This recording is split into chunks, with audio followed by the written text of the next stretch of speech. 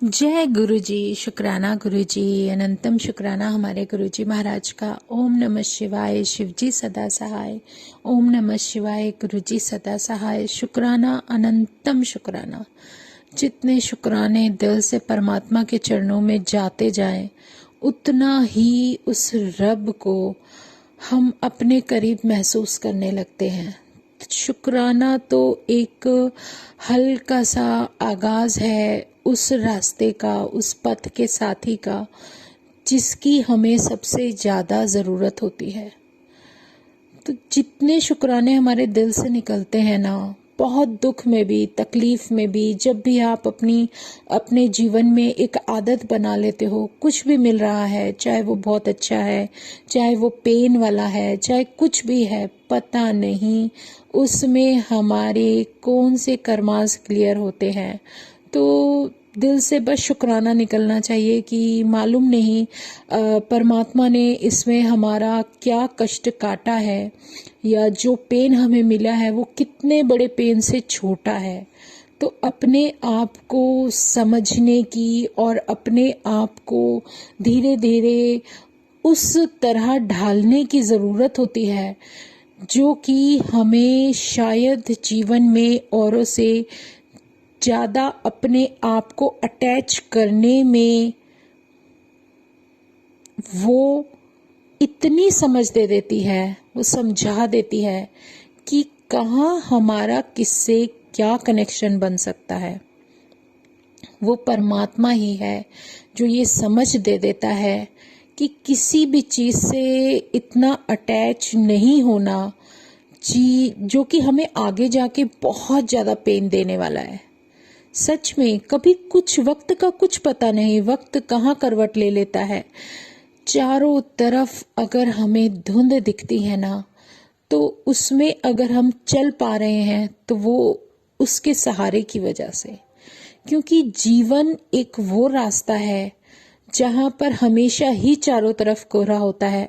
बस हम अपने चारों तरफ घूमते हुए रिश्तों की वजह से आगे का कुछ देख ही नहीं पाते, हमें समझ ही नहीं आता कि हमें आगे क्या मिल सकता है उस धुंध की वजह से। लेकिन जब वो कोहरा हल्का होता है ना, तो थोड़ा बहुत कुछ विजन, कुछ दिखने लगता है कि किस तरीके से हमारे जीवन में क्या हो रहा है और हमें क्या करना चाहिए था। ये सब जो कुछ भी होता है सिर्फ हमारी सोच पर निर्भर करता है, क्योंकि हम जितने गुलाम अपनी सोच के होते हैं ना, उतना ही हम आगे दुख उठाने वाले हैं। क्योंकि हमारी सोच हमें कभी उन बातों से, उन हालातों से, उन परिस्थितियों से निकलने ही नहीं देती, क्योंकि वो हमेशा उस परिस्थिति के अनुसार ही बनती है और हमारी सोच ही हम पर भारी पड़ती है। सच में कभी कभी हम आंख बंद करके उन विचारों के गुलाम बन जाते हैं, उस सोच के गुलाम बन जाते हैं जो शायद हमें अपनी राह से भटका सकती है। जहां हम 10 मिनट में पहुंच सकते हैं, वहां हमारी सोच हमें और आगे तक गलत रास्ता दिखाकर उसी रास्ते को 2 घंटे तक भी लेकर जा सकती है। सब कुछ हमारी सोच पर निर्भर करता है। हमारे विचार किस तरीके से हमें बहला फुसला कर किस रास्ते पर ले जाएं, कुछ नहीं पता।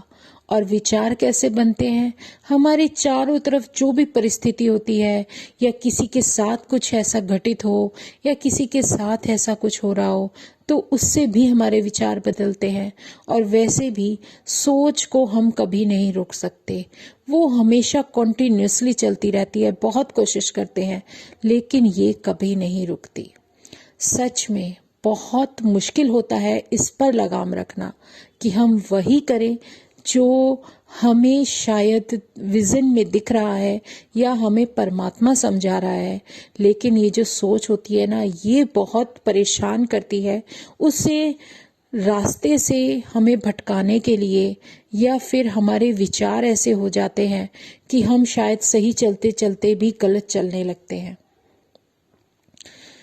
यही सब तो है मार्गदर्शन, इसी को तो मार्गदर्शन बोला जाता है।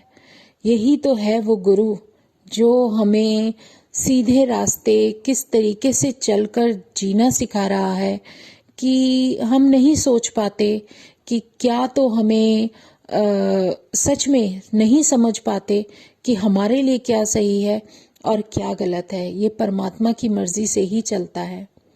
कभी देखा होगा हमारे विचार जो अंदर बनते हैं ना, वो कैसे साफ होंगे, वो सोच कैसे हटेगी, हम अपने आप को अंदर से क्लीन कैसे कर सकते हैं। हमारे भाव हैं जो पल पल बदलते हैं, सोच पता नहीं क्या हो जाती है। लोगों की सोच ही तो होती है जो जिसको हम अच्छा या बुरा कह सकते हैं। उनकी सोच ही तो होती है जो मजबूर कर देती है सोचने पर, यार ये लोग क्या सोचते हैं, ये लोग क्या समझते हैं। ये सब परमात्मा की मर्जी से ही तो अकल आती है धीरे धीरे समझने की।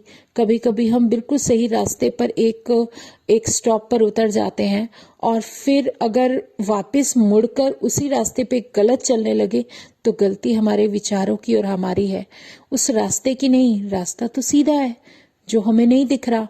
हमारे विजन्स अभी इतने क्लियर नहीं हुए कि हमें कहाँ चलना है, कैसे चलना है, वो चीज़ अभी समझ ही नहीं आई। तो वहां तक जाने के लिए भी परमात्मा हमें कैसे और कितना वक्त लेगा हमें सिखाने में, ये हमारे ऊपर निर्भर करता है। वो तो सब कुछ दिखाए जा रहा है, लेकर चले जा रहा है। उसमें हमारा कोई भी 1% भी, इतना भी सहारा हम अपना नहीं ले सकते कि हम अपने सहारे इतनी दूर भी चल पाएं, क्योंकि इतना सारा जो धुंधलापन है ना जीवन में, उस रास्ते पर वो कभी क्लियर हो ही नहीं सकता जब तक हमारे विचार सही नहीं होंगे। सच में जैसे हमारे विचार गंदे होते हैं, हम लोग सोचते हैं हम हरिद्वार जाएंगे, नहा लेंगे। वहां पे तो गंगा मैया क्या करती है, वो तो हमारे शरीर को ही तो साफ कर सकती है। मन की मैल थोड़ी ना धुलती है। मन की मैल कैसे धुलती है? वो धुलती है भगवान के सिमरन से, परमात्मा का सिमरन करने से, उस परमात्मा को याद करने से, उसका नाम जप करने से ही मन की मैल धुलती है। उसमें कोई कुछ नहीं कर सकता है, सिर्फ हमारा खुद का ही एक कर्तव्य होता है जो हम अपने आप को उस तरीके से साफ कर सकें जो परमात्मा की चाहत होती है, जो वो चाहता है कि हम अपना दिल साफ रखें। वो सब कैसे होता है? नाम जप, सिमरन, और सबसे बड़ी बात वो वाणी, वो गुरु की वाणी, वो जो शब्द हमें सुनने को मिलते हैं ना, जो हम सोचते हैं कि सत्संग में बैठे हैं, शब्द चल रहे हैं और हमें बस टाइम पास करना है, किसी को समझ नहीं आ रहा तो भी वो इस तरीके से देखते हैं, अनजान बनते हैं कि यार समझ नहीं आ रहा। कोई बात नहीं, समझ नहीं आ रहा कोई बात नहीं, मत आने दो। लेकिन दवाई अगर हमें ये समझ में ना आए कि इस दवाई के अंदर क्या क्या मिक्स है और ये दवाई कैसे काम करेगी, नहीं समझ में आ रहा, कोई फर्क नहीं पड़ता, लेकिन वो तो अपना काम करेगी। वो तो आपके अंदर इस तरीके से घुल मिल जाएगी कि आपके अंदर जिस काम के लिए उसे भेजा गया है वो अपना काम कर देगी और आपको पता भी नहीं चलेगा। यही तो होता है हमारे सत्संग में। हमारे गुरु जी के सत्संग में होता क्या है? शब्द चलते हैं जो हमारी आत्मा को अंदर तक प्योर कर देते हैं। किसी को समझ में आ जाता है, किसी को नहीं आता। जिसको आ जाता है वो दोबारा इंतजार करता है बड़े दिल से कि दोबारा मुझे कहीं मौका मिले और मैं उस सत्संग में अपने आप को महसूस कर सकूं। लेकिन जिनको नहीं आता वो शायद बुलावा दोबारा मिलने पर भी यही सोचते हैं कि जाएंगे तो हम वहां करेंगे क्या। एक दूसरे से बात करनी, हंसी मजाक करना और उस समय को गंवा देना, जो समय हमें परमात्मा के साथ जुड़ने पर उनसे बात करने का जो समय मिला है ना, उसको गंवा देना। क्योंकि आप अपने जीवन में तो वो रूटीन नहीं बनाते जो कि परमात्मा से बात करने का समय हम अपने पूरे दिन में 10 मिनट ना निकाल पाए तो फिर ऐसे जीवन का क्या फायदा। जो जीवन उसने बख्शा है, जो लाइफ उसने दी है, वो उसकी है। अगर उसका नाम भी ना लें तो हमारे जितना बेवकूफ इंसान होगा क्या। हर पल तो वो हमें संभाल रहा है, हर पल वो हमें आगे चलने का एक ऐसा मार्ग दिखा देता है। इतना प्यारा साथी, परमात्मा के अलावा कोई ऐसा सच्चा साथी इस कलयुग में तो नहीं है जो तुमसे बिना किसी डिमांड के, तुमसे बिना किसी चाहत के, सिर्फ तुम्हारे कल्याण के लिए तुम्हारे साथ चल रहा है, और वो भी तुमसे ज्यादा चाहत रखता है कि तुम्हारा किसी तरह कल्याण हो जाए। तुम्हारे सारे कर्मास को क्लियर कर देता है, तुम्हें वो विजन दिखाने लगते हैं, वो तुम्हें ये सब दिखाता है कि तुम्हारे अंदर खुद की जो गुणवत्ता है, जो तुम्हारे अंदर इतने अच्छे गुण हैं, वो तुम कैसे पहचानोगे। तुम्हारा कोई अगर अपमान करता है तो हो जाने दो अपमान, पता नहीं कौन सा कर्मा बैलेंस हो रहा है, लेकिन हमारे अंदर ये एक अच्छी आदत डालनी है कि हमें कभी भी किसी के लिए गलत नहीं सोचना। हमारे अंदर की जो सोच होती है ना, वही हमें बहुत कुछ बदलने में मदद करती है। अगर हमारी परिस्थितियां हमारे हाथ में हो जाए कि ये सोचो, अगर आप रोड पे जा रहे हो, गाड़ी से टक्कर हो जाती है, फाइट होने लगती है, अगर एक आदमी कुछ बोल रहा है और आप चुपचाप बैठे सुन रहे हो, तो वो पेशेंस, वो सब्र है आप में सुनने का, आप सुन लेते हो। और वो जो बोल रहा है आपको कंटिन्यूअसली बोल रहा है, कितनी देर तक बोलेगा? 5 मिनट, 10 मिनट, 15 मिनट, 20 मिनट, ज्यादा ज्यादा आधा घंटा। वो पागल थोड़े ही ना होगा कि लगातार बोले चला जाएगा। कितनी देर बोलेगा? वो अपना चला जाएगा। जैसे वो कहे माफी मांग लो, कोई फर्क नहीं पड़ता, कुछ नहीं जाता किसी का भी। लेकिन वो कुछ पल ऐसे होते हैं, चाहते तो आप और इसको क्रिटिकल बना सकते हो और ज्यादा गंभीर बना सकते हो, लेकिन अगर दो व्यक्ति एक जैसे हो जाएंगे तो फाइट होगी। अगर दो में से एक व्यक्ति शांत हो जाएगा, जो समझ सकता है, जिसको समझ में है कि ये सब गलत है, गलती भले ही उसकी नहीं है लेकिन फिर भी वो सुन रहा है, तो पता नहीं आप अगर उसे बख्श देते हो तो आपकी जीवन में आपको किस मुकाम पर, किस गलती के लिए बख्श दिया जाएगा, वो परमात्मा ही जानता है। इसलिए बख्शना सीखो, माफ करना सीखो। माफ करोगे तो माफी मिलेगी। जो गुण हम अपने जीवन में ले लेते हैं, उन गुणों को जब हम धीरे धीरे धीरे धीरे समझने लगते हैं, तभी हमें इतनी समझ आती है कि हम क्या गलत करने हैं, क्या सही करने वाले हैं, और क्या हम कर सकते थे और क्या कर रहे हैं। सच में जब इतनी समझ आने लगती है ना, तो परमात्मा का दिया हुआ वो विजन हमें समझ आने लगता है, जो वो समझा रहे हैं कि जो एक सीधा रास्ता तुम्हें दिया है, तुम्हें चलना कैसे है। तुम्हें सिर्फ जो लोग तुम्हारी जर्नी में मिल रहे हैं ना, उनकी मदद करनी है, जो भी तुमसे मदद मांगे। बिना उसकी मर्जी के तो तुम किसी की मदद भी नहीं कर सकते। सिर्फ वही रास्ता है जो परमात्मा हमें दिखा रहा है। अगर तुम किसी की मदद करते हो तो तुम्हारी मदद के रास्ते अपने आप खुल जाते हैं।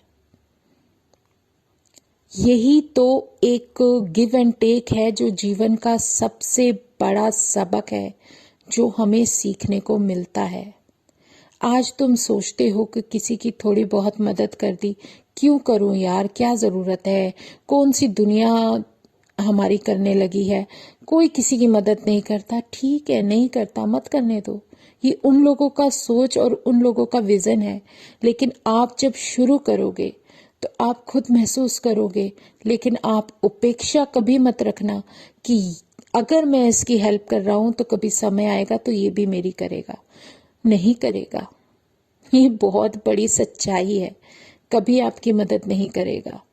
लेकिन आपने अपनी तरफ से पूरे एफर्ट किए, यही आपका एक बहुत बड़ा गुण है, जो परमात्मा के पास लिखा जा रहा है, जो वो देख रहा है, लिख रहा है। वो समझ रहा है कि इस इंसान ने अगर किसी के लिए बहुत कुछ किया है, सच में जब उसका समय आएगा ना, तो आप यकीन भी नहीं कर सकते कि कहाँ कहाँ से कैसे रास्ते खुलते चले जाएंगे, और वो परमात्मा आप सोच भी नहीं सकते कि आपको कहाँ से कहाँ लेकर चला जाएगा।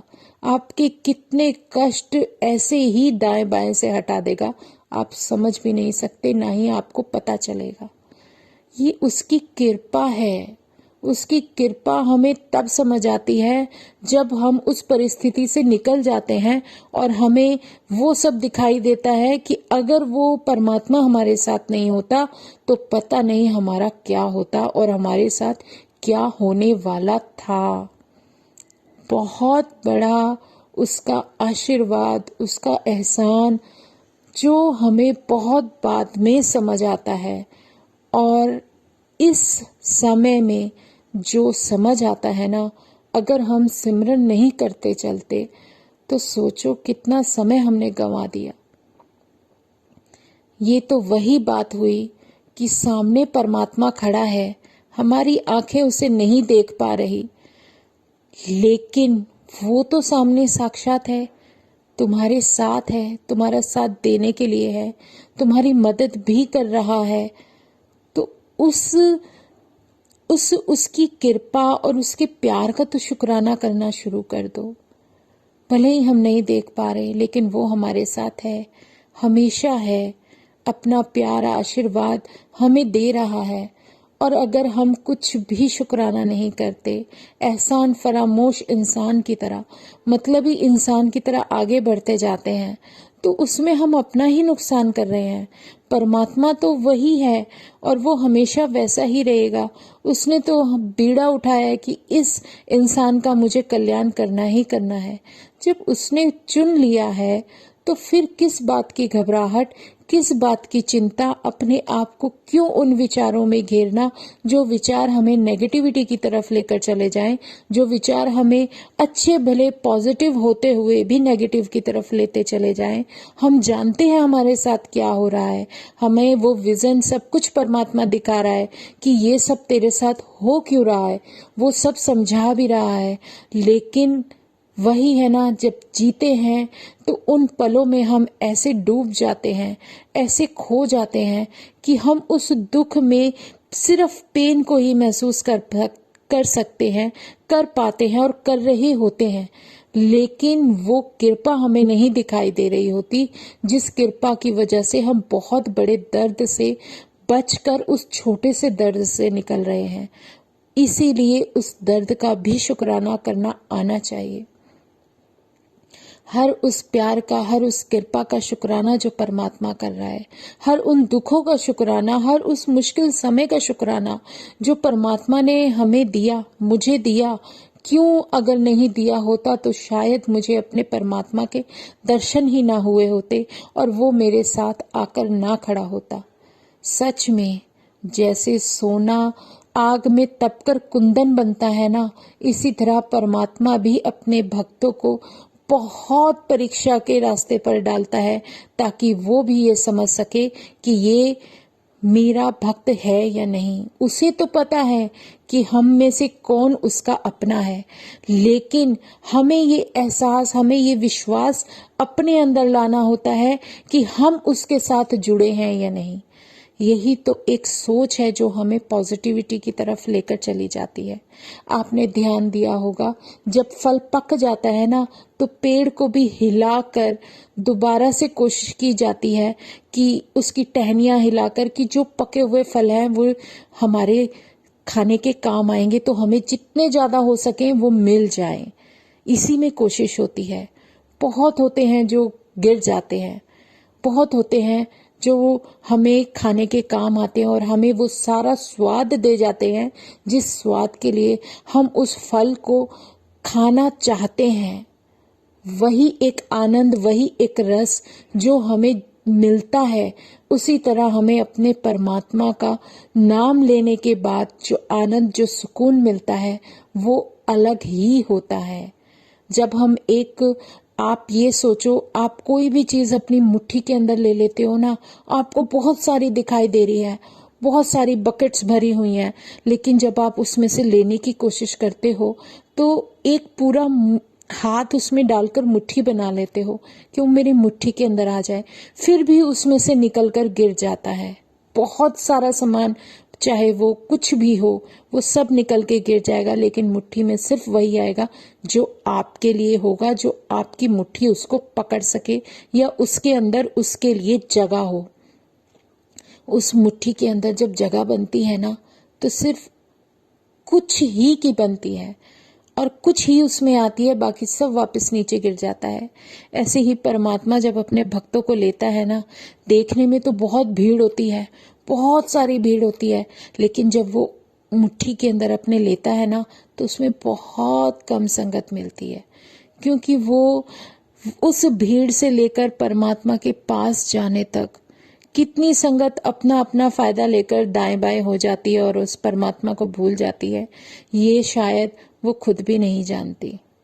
लेकिन परमात्मा को पता है कि कौन उसके साथ है और कौन उसके साथ कब तक रहेगा और कौन उसके दिखाए हुए रास्ते पर चलता रहेगा बिना किसी दुख और तकलीफ के, क्योंकि वही तो गिनी चुनी संगत परमात्मा की मुट्ठी के अंदर आती है और वो भी अपनी उस संगत को कभी कोई कष्ट नहीं होने देता और कभी उसको अपने से अलग नहीं होने देता। यही शुक्राना है मेरे परमात्मा का। पता नहीं हम क्या हैं, कैसे हैं, कौन सी संगत है, ये परमात्मा जानता है, लेकिन जब उसका एहसास, उसका प्यार, उसकी कृपा और आशीर्वाद बरसता है तो बहुत अच्छा लगता है। ऐसा लगता है शायद जीवन में अब हमारा जीवन सफल हो गया, कि उसका दर्शन हमें मिल चुका है। शुक्राना मेरे परमात्मा। तेरे नाम का जितना गुणगान करने को मिले उतना कम है, क्योंकि तुझसे प्यारा रब इस धरती पे कभी हो ही नहीं सकता, मेरे लिए तो नहीं। हर वो रूप, चाहे राम हो, चाहे कृष्ण हो, चाहे मेरा कोई भी परमात्मा जिसको भी मैं मानती थी, चाहे मेरी माता का रूप है, चाहे कोई देवी का रूप था, सारे रूप तुझ में ही बस चुके हैं। हर किसी का दर्शन तुम मुझे करा देते हो। मेरे शिव, मेरे महाशिव, मेरे कृष्ण, मेरे राम, सब कुछ तुम हो। बस तुम्हारे दर्शन कर लेते हैं तो इन आंखों को सुकून मिलता है, दिल को सुकून मिलता है तुमसे बातें करके।